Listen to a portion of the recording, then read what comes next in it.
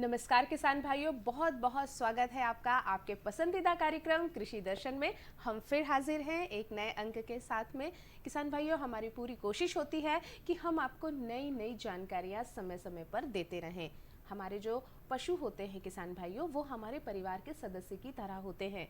उन पर भी मौसम की मार पड़ती है और उन्हें भी असर पड़ता है। जी हाँ, पशुओं की ग्रीष्मकालीन में कैसे देखभाल की जाए, उनका कैसे रखरखाव किया जाए, इसी विषय पर हमने आज अपना ये कार्यक्रम केंद्रित किया है। और इसके लिए हमने अपने स्टूडियो में आमंत्रित किया है विशेषज्ञ डॉक्टर दिवाकर वर्मा को, जो पशुपालन वैज्ञानिक हैं, वनखेड़ी से आए हुए हैं। आपका बहुत बहुत स्वागत है डॉक्टर साहब। नमस्कार। नमस्कार मैडम, नमस्कार हमारे किसान भाइयों।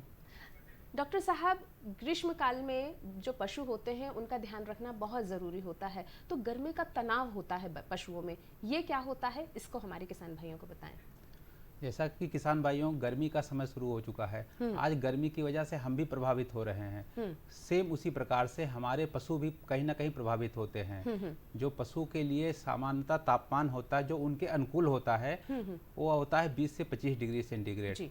जब भी वातावरण का तापमान 25 डिग्री सेंटीग्रेड से ऊपर होता है तो कहीं ना कहीं हमारे पशु प्रभावित होने लगते हैं। अभी मार्च महीना चल रहा है, अप्रैल मई तक तापमान 45 डिग्री के ऊपर हो जाएगा। उस समय हमारे जो पशुपालक है इस चीज़ का विशेष ध्यान रखें, क्योंकि सबसे ज़्यादा जो प्रभावित होता है वो दूध उत्पादन में। उनका 10 से 15% दूध उत्पादन में कमी देखने को मिलेगी। इसलिए गर्मी के तनाव को विशेष रूप से ध्यान रखें कि कैसे उसको मैनेज करना है, इस पे ध्यान दें। आपने कहा गर्मी के तनाव को मैनेज करना है, तो क्या लक्षण होते हैं पशुओं में कि हम ये जान पाएं कि इनमें गर्मी का तनाव हो गया है?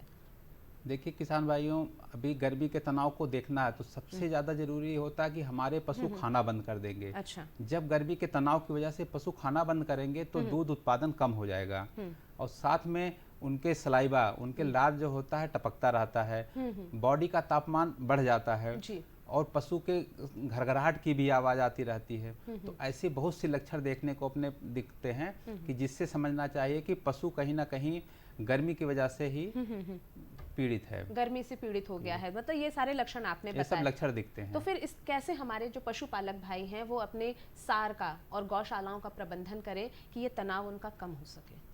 देखिए, इस पे किसान भाइयों हम बात करते हैं पहली चीज पशु के आवास की। हमारे यहाँ बड़े भी किसान पशुपालक होते हैं, छोटे भी होते हैं। जो छोटे पशुपालक होते हैं उनके पास अगर आवास की व्यवस्था नहीं है तो आप पेड़ के पास अपने पशु को पेड़ के पास बांध के रखें, क्योंकि वहाँ उसके बॉडी का तापमान कंट्रोल कर सकते हैं। और जो बड़े पशुपालक हैं अगर उनकी छत है सीमेंट की, कंक्रीट की है, तो उसके ऊपर घास फूस डाल दें, जिससे जो पशुशाला का तापमान है वह नियंत्रित रहेगा। उसके साथ में एक चीज देखने वाली बात होती है, कभी कभी कुछ पशुपालक स्टेनलेस स्टील का प्रयोग करते हैं छत के लिए। तो ऐसे में सफेद अगर पुताई कर देंगे तो वह क्या करेगा, सूर्य की रोशनी को रिफ्लेक्ट कर देता है। अच्छा। वह अवशोषित नहीं करता है, जिससे जो पशुशाला के अंदर हमारे पशु बंधे हुए हैं वहाँ तापमान कम रहेगा, जिससे कि गर्मी से बचा सकते हैं। और साथ में एक चीज ध्यान देने वाली बात होती है, जो खिड़की दरवाजे होते हैं वहाँ पे टाट की बोरी लगा दें और समय समय से उसको पानी से भिगोते रहें, जिससे उसके अंदर का भी तापमान कंट्रोल नियंत्रित रहता है। पशुपालक भाई जो हैं गौशालाओं का तापमान अगर नियंत्रण करेंगे तो पशुओं को भी नियंत्रण मिलता रहेगा। जी। क्या भोजन की भी उतनी ही प्राथमिकता है? भोजन का असर भी पड़ता है गर्मियों पे? जी मैडम, जो भोजन का बहुत बड़ा रोल होता है। जैसे अभी हमने बात की हरे चारे की, हरा चारा, सूखा चारा। गर्मी में पशुओं को हरा चारा ज्यादा देना चाहिए, उसकी तुलना में सूखा चारा कम देते हैं।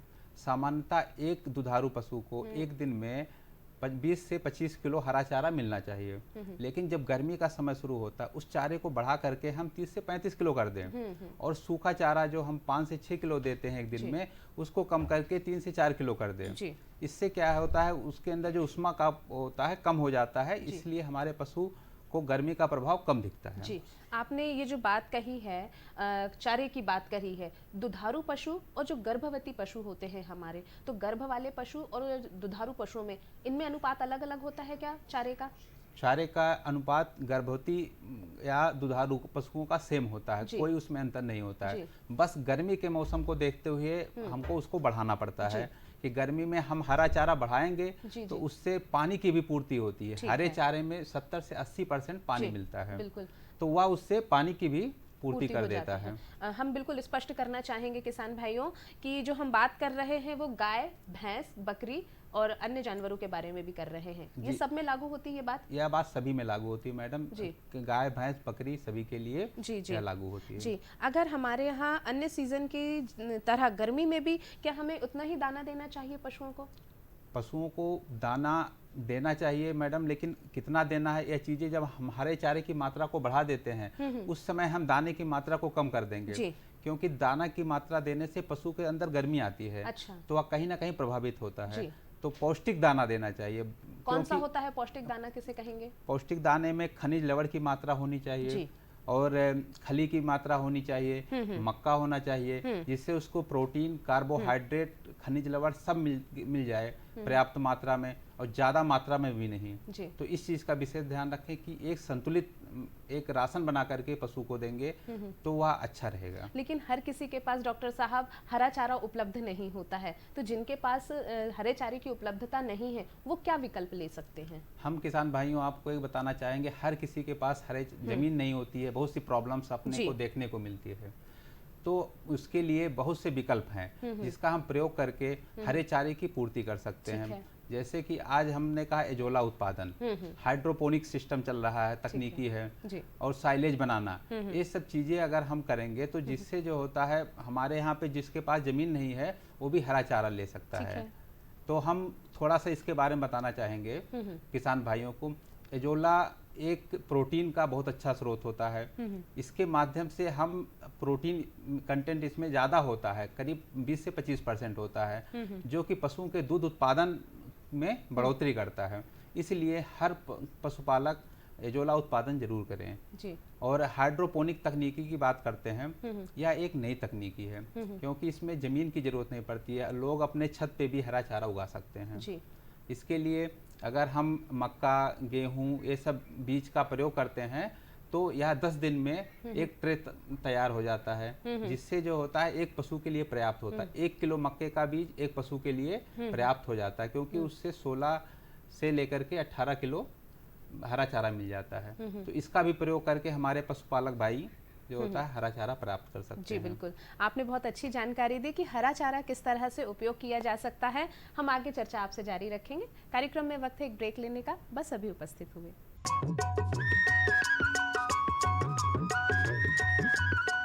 अरे भाई, सुना नहीं क्या? केसीसी ने किसानों का जिंदगी बदल दिया है। देश के छोटे किसान 1,60,000 रुपये तक का कर्ज बिना किसी गारंटी को ले पाएंगे।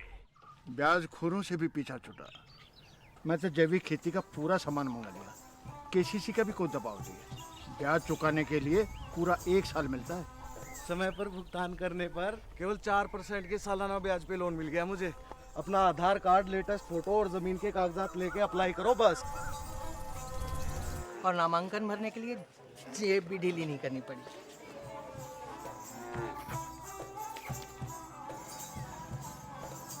चाचा, उधार चुकाने के 24 घंटे के बाद उतने ही पैसे वापस निकाल सकते हैं। केसीसी ने किसानों की जिंदगी वाकई बदल दी है। तो आप भी किसान क्रेडिट कार्ड अपनाएं और सहजता से ऋण पाएं। अरे सुन तो। मुझे क्या सुनाना चाहते हो? जो सुनाओ मेरी सौतन को। किसको? अरे वही तुम्हारा मोबाइल फोन जिससे सुबह शाम दिन रात चिपके रहते थे और कहते थे किसान कॉल सेंटर से बातें हो रही हैं। अच्छा, ये बात है। हाँ, क्यों? क्या हुआ? अब बात नहीं होती क्या? अब तो झट से बात हो जाती है। संबंधी समस्याओं का अपनी भाषा में तुरंत हल पाने के लिए पूरे भारत में किसी भी फोन से हेल्पलाइन नंबर पर संपर्क करें। किसानों का दोस्त किसान कॉल सेंटर।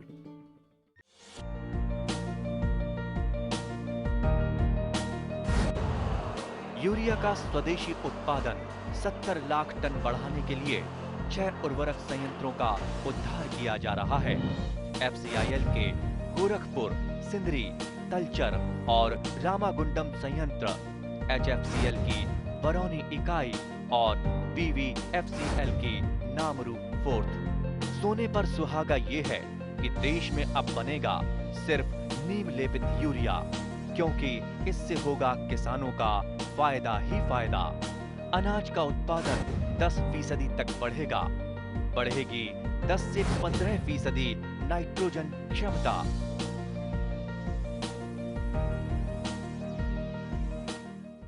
ब्रेक के बाद आपका फिर स्वागत है आपके अपने कार्यक्रम कृषि दर्शन में, और हम बात कर रहे हैं ग्रीष्मकाल में पशुओं की देखभाल के बारे में। और हमारे साथ है डॉक्टर दिवाकर वर्मा, जो वेटनरी डॉक्टर हैं और पशुपालन में इनकी अच्छी विशेषज्ञता है। तो उनसे हम बात कर रहे थे। डॉक्टर साहब, आपने तो भोजन की बात कर ली, पानी भी तो उतना ही महत्वपूर्ण है। पानी की मात्रा किस तरह हम अपने पशुओं को दें कि हमारे किसान भाई अपने पशुओं का तापमान नियंत्रण कर पाएं? देखिए किसान भाई, हम आपसे बात करना चाहते हैं पानी का बहुत बड़ा रोल होता है। दूध उत्पादन में पानी का ही रोल होता है। हम सामान्यतः अपने दुधारू पशु को एक दिन में 45 से 50 लीटर पानी देते हैं। जी बिल्कुल। लेकिन जब दूध की बात होती है, 1 लीटर दूध उत्पादन के लिए उनको 2 से 2.5 लीटर अतिरिक्त पानी की जरूरत होती है।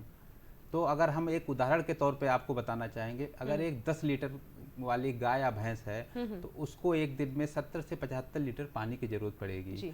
तो पानी का बहुत बड़ा रोल होता है दूध उत्पादन के लिए, क्योंकि हमारे जो पशुपालक भाई हैं गर्मी के समय में बोलेंगे दूध उत्पादन कम हुआ। तो इसका क्यों कम हुआ? क्योंकि हमने शायद उतना पानी नहीं दिया।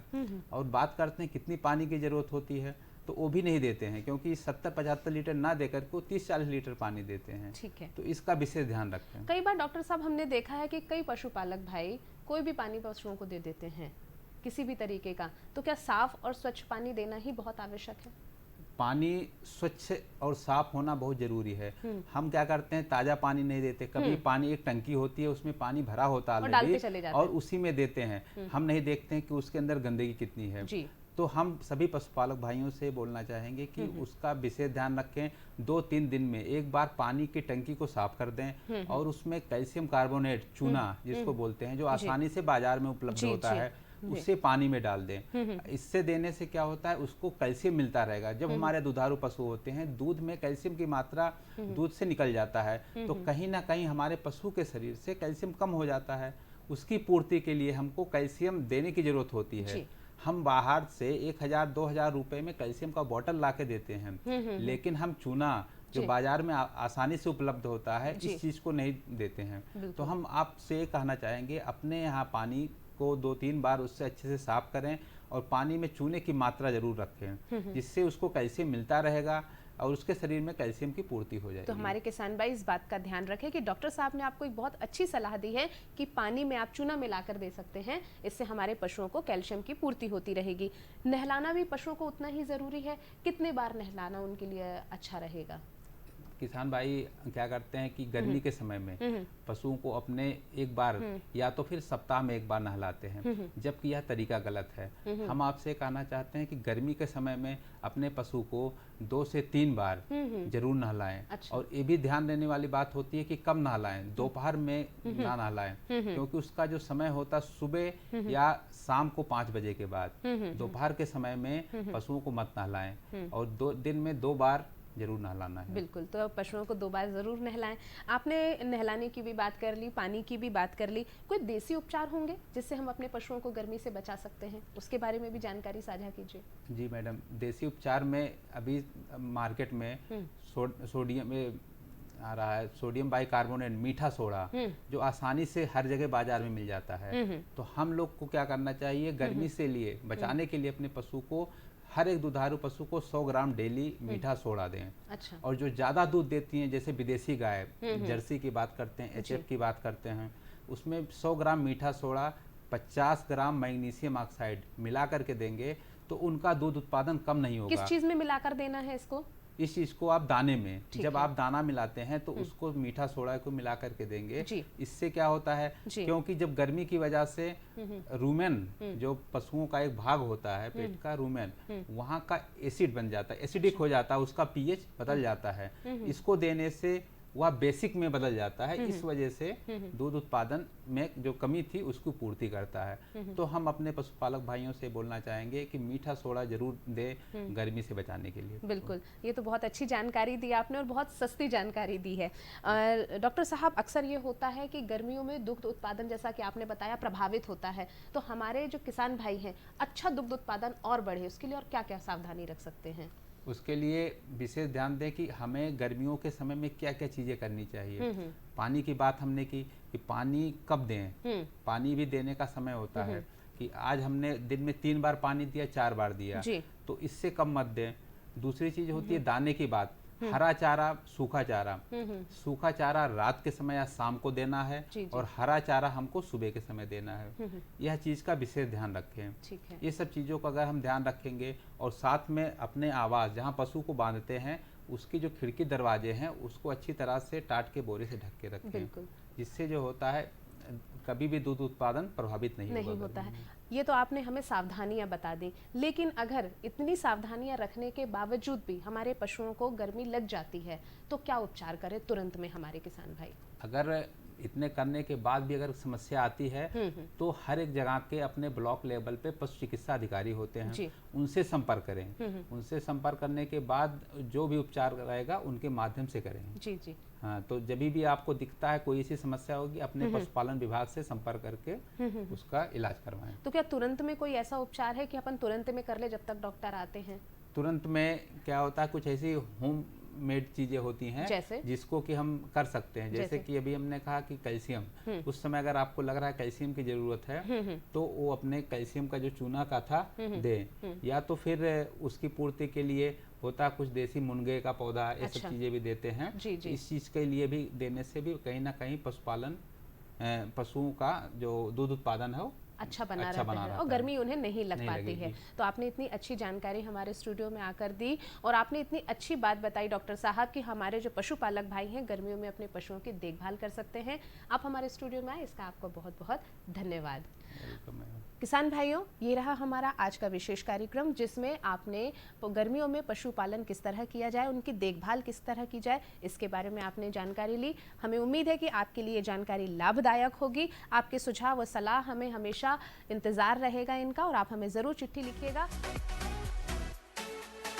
किसान भाइयों नमस्कार, कृषि विज्ञान केंद्र बैतूल में आपका हार्दिक स्वागत है। किसान भाइयों आज हम चर्चा करेंगे बकरी पालन पर। खेती के साथ साथ सहायक व्यवसाय के रूप में किसान भाई यदि कोई व्यवसाय अपनाते हैं तो उससे उनको आर्थिक लाभ मिलता है, अतिरिक्त आमदनी होती है और साथ ही साथ उस पैसे का वो इस्तेमाल अपने कई उपयोगी कामों में कर सकते हैं। बकरी पालन व्यवसाय में हम यहाँ कृषि विज्ञान केंद्र में जिस प्रजाति की बकरियों को पाल रहे हैं वो है सिरोही। जिस नस्ल की बकरी को हमने यहाँ पाला हुआ है वो है सिरोही। राजस्थान की हिरनी कहे जाने वाली इस नस्ल को हमने यहाँ पर पाला हुआ है और इसमें 9 मादाएँ और 1 नर है। और मैं आपको कहना चाहूँगा यदि ऐसी कोई व्यवसाय हो जिसमें 1 रुपये से 2 रुपये साल भर में किसान भाई कमाना चाहें, जिसको हम एटीएम कहें, किसान भाइयों का एटीएम भी कहा जाता है बकरी पालन को, तो ये अतिशयोक्ति नहीं होगा, क्योंकि एक बकरी साल भर में 2 बच्चे देती ही है। और यदि आपने 10 बकरियां पाली हुई हैं जिसमें 9 मादाएँ और 1 नर है तो आपको साल भर में 10 के 20 होना तय है। तो ये एक बहुत अच्छा व्यवसाय है। ये सिरोही नस्ल राजस्थान के सिरोही ज़िले की नस्ल है। ख़ास करके इसकी जो विशेषता है, इसकी चितकबरी जो हिरन जैसी दिखती है ये दिखने में पूर्णतः, और इसकी खाल भी बहुत महंगी बिकती है किसान भाइयों, मैं आपको बताना चाहूँगा, क्योंकि वो हिरन की खाल को रिप्लेस करती है। और इसमें जो ये डुअल पर्पज प्रजाति है, अर्थात ये दूध उत्पादन भी अच्छा करती है, साथ ही साथ जो है वज़न भी तेज़ी से गेन करती है। इसकी जो बकरियां हैं तेज़ी से वज़न में वृद्धि करती हैं। अभी जो मध्य प्रदेश में मैं बताना चाहूँगा 400 रुपये केजी के हिसाब से बकरियों के वज़न से बिकती हैं और बकरे 450 रुपये केजी के वज़न से बिकते हैं। और यदि हम देखें तो इनने अभी जो बकरियां आप देख रहे हैं लगभग 4 महीने में इन्होंने लगभग 10-10 किलो वज़न गेन कर लिया है। अर्थात अब मैं यहाँ बताऊँ आपको, यदि उसको कॉइन के रूप में तो लगभग 4000 रुपये कीमत प्रत्येक बकरी की बढ़ गई। अर्थात 4 महीने में 4000 बढ़ते हैं, साल में यदि वो दुगना करती है वज़न भी, तो भी ये एक आमदनी है। दूध उत्पादन में 1 से 1.5 लीटर दूध ये प्रजाति की बकरियां देती हैं। और इसका जो दूध है किसान भाई यदि अच्छे से हॉस्पिटलों में संपर्क करें। जो नवजात शिशुओं के लिए बहुत उपयोगी होता है बकरी का दूध। जिन माँओं को दूध नहीं होता है तो वो आमतौर पे उन बच्चों को बकरी के दूध पीने की सलाह दी जाती है, छोटे नवजात शिशुओं को।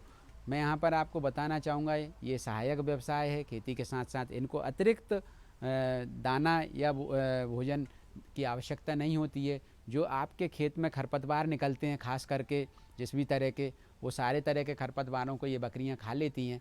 तापमान बहुत अधिक हो उसके प्रति भी वो सहनशील होती हैं, और तापमान कम हो तब भी वो सहनशील होती हैं। सिरोही नस्ल जो है, जहाँ सिरोही जो ज़िला है वहाँ कई बार ठंड में बहुत कम तापमान भी हो जाता है और गर्मियों में तापमान काफ़ी ज़्यादा होता है, तो ये उसके प्रति भी सहनशील है। विशेष देखभाल की आवश्यकता इनको, एक टंगिया बीमारी कभी होती है, FMD की समस्या कभी हो सकती है, तो उसके लिए मैं आपको बताना चाहूँगा किसान भाई को, इनको नेचुरल इनकी पालने की व्यवस्था होनी चाहिए। ये हमने जो क्रैच बना रखा है, इस तरह के आप क्रैच बना लें, वहाँ पहाड़ी पत्थर ला के डाल दें। उसको प्लान करने की ज़्यादा ज़रूरत नहीं है, ऊंचा नीचा होना चाहिए, समतल जगह ना हो वहाँ, तो इनको वो जगह बहुत उपयुक्त लगती है, उसमें विचरण करना पसंद करती हैं ये बकरियाँ। तो मैं यहाँ मतलब विशेष देखभाल की आवश्यकता नहीं यहाँ कहना चाहूँगा किसान भाइयों को। इनको अतिरिक्त समय देने के, सुबह और शाम में उनको भोजन व्यवस्था कर दें। वो यदि सुबह आप उनको जो क्रैच में छोड़ने के उपरांत वहाँ पर भोजन ट्रे होते हैं, भोजन ट्रे में आप उनको भोजन दें, और इसमें जो छोटे बच्चे हैं उनको अलग व्यवस्था कर दें ताकि और उनकी देखभाल उचित हो सके। और जो एक टंगिया बीमारी से बचने के लिए जो आती है, जो आपके इनको जहाँ पर पालते हैं, जहाँ पर बांधते हैं, वहाँ सूखा होना चाहिए, अर्थात वहाँ गीला नहीं होना चाहिए अधिक समय के लिए, तभी उनको वो समस्या आने की बनती है। तो यहाँ मैं किसान भाइयों को कहना चाहूँगा, अतिरिक्त आमदनी के तौर पर बकरी पालन व्यवसाय एक बहुत ही उपयोगी व्यवसाय है। आप आमदनी को दोगुना करना चाहते हैं तो इस व्यवसाय को ज़रूर अपनाएं। बहुत कम समय में आप इनसे उत्पादन दोगुना प्राप्त कर सकते हैं। वर्ष में यदि आपने 10 बकरियां पाली हैं तो 20 होना लगभग तय है, अर्थात और जो बच्चे आते हैं वो तेज़ी से वृद्धि करते हैं। अभी आप यहाँ पर देख रहे हैं कि ये जो छोटा जो बच्चा है ये लगभग 1.5 माह का है और तेज़ी से उसने वजन लगभग 8 से 9 किलो वजन अभी पा लिया, उसने तेज़ी से वजन गेन कर रहा है। तो इस तरह से, और विशेष इनका जो सबसे पसंदीदा जो भोजन है इन बकरियों का, मैं बताना चाहूँगा कि ये चने के दाने को बहुत पसंद करती हैं। शुरुआत में सुबह जब हम इनको छोड़ते हैं तो उस समय लगभग 100 ग्राम चने का दाना, चना दला हुआ हो या भूसे के साथ हो, तो ये बहुत ज़्यादा पसंद उसको करती हैं। साथ ही साथ आप दूसरे भूसे भी इनको देते हैं, तो उसमें यदि सूखे भूसे दे रहे हैं तो अजोला जो घास आता है, अजोला उसमें मिला कर के दें। और मगर यहाँ पर मैं आपको कहना चाहूँगा कि ये गीला भोजन पसंद नहीं करती हैं। ये जो सिरोही नस्ल है, जो हमने महसूस किया यहाँ पर, ये गीला भोजन पसंद नहीं करती हैं। यदि आप अजोला इनको गीला देंगे तो नहीं खाएंगे, गीला आप चारा देंगे तो नहीं खाएंगी, अर्थात उनको ड्राई ही तरह का भोजन होना चाहिए, सूखा हुआ भोजन होना चाहिए, वो इनको पसंद होता है। इस तरह की फीडिंग इनको करना उपयुक्त होता है। आपके जो भी बीट्स खरपतवार जो आपके खेतों से निकलते हैं वो ये, और इसके अतिरिक्त आप चूँकि जो बैतूल ज़िला है पूरा जंगल से भरा हुआ है, यदि इनको स्टाइल फीडिंग ना करके यदि हम छोड़ेंगे बाहर ले जा कर के कि इनको जंगल में सुबह शाम 2-3 घंटे के लिए लेके जाएं इनको, तो अभी इनकी दिन भर की 24 घंटे की भोजन की पूर्ति हो जाती है, अर्थात इनको बहुत ज़्यादा आवश्यकता नहीं होती है। और ये एक जो व्यवस्था मैंने बताई है इनकी पालने की, यदि आपके पास उनको व्यावसायिक रूप से पालना है तो इस तरह से क्रैच बना लें। क्रैच में उनको छोड़ने की आवश्यकता होती है ताकि वो दिन में उसमें रहें, रात में अपने जहाँ आप जिस तरह से गौशाला होती है उस तरह के हाल बना के, या बैकयार्ड आपके घर के पीछे जो जगह है उसमें कच्चे जो भी सामान है आप लगा के उनको टीन और शेड इस तरह के लगा के भी वहाँ पाल सकते हैं। इतनी हाइट की भी आवश्यकता नहीं है, इनको ज़्यादा हाइट की आवश्यकता नहीं होती है, कम हाइट के भी शेड आप वहाँ पर बना सकते हैं।